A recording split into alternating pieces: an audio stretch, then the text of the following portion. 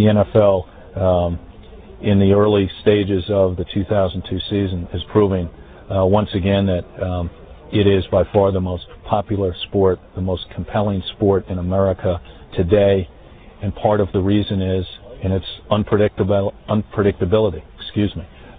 No one would have predicted that the St. Louis Rams would go 0-5 and would then knock off defeat the Oakland Raiders, who are having such an outstanding season.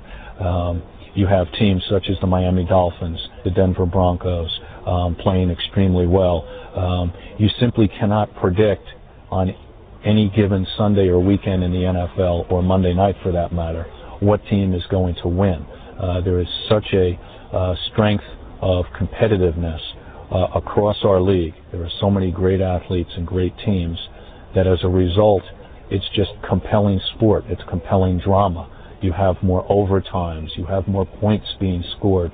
You have more tremendous individual achievements. It's wonderful. The season has gotten off to a fabulous start back in the United States. Certainly Drew Bledsoe is having a fantastic season in his new home with the Buffalo Bills. And in several weeks' time, it'll be a very interesting matchup in Buffalo when his former team, the New England Patriots, the reigning Super Bowl champions, come and visit. A number of players, again, on the Miami Dolphins, on the Oakland Raiders, on the Denver Broncos are playing extremely well.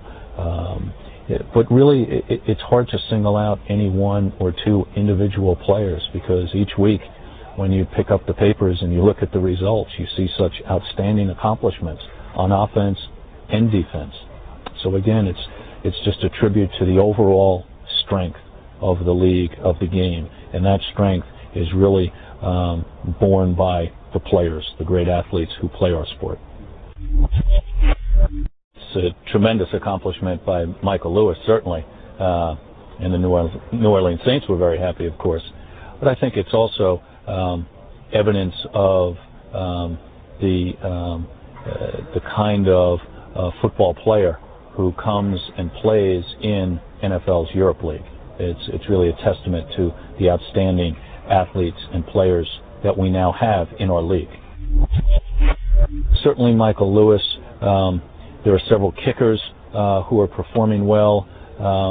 We expected some of the quarterbacks to frankly fare a little bit better than they have this season, but that doesn't mean that they won't have an opportunity later on in the year. Overall, the NFL and the owners are very, very satisfied with the caliber of player who is returning to the NFL after playing in the Europe League, along with the players, the so-called national players, the international foreign players that we're developing through this league, which is very important also. I've always been a fan, a lifelong fan of the New York Giants. So I was a little disappointed this weekend. We lost to the Atlanta Falcons in a game that perhaps many of us expected us to win. But again, on any given Sunday, any team can defeat the other. That's right. There are a lot of great athletes playing in the NFL today who became better football players by playing in the NFL Europe League.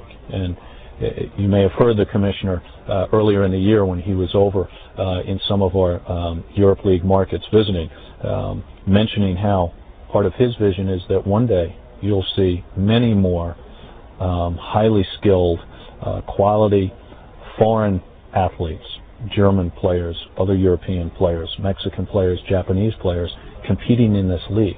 And that's a true goal that we have.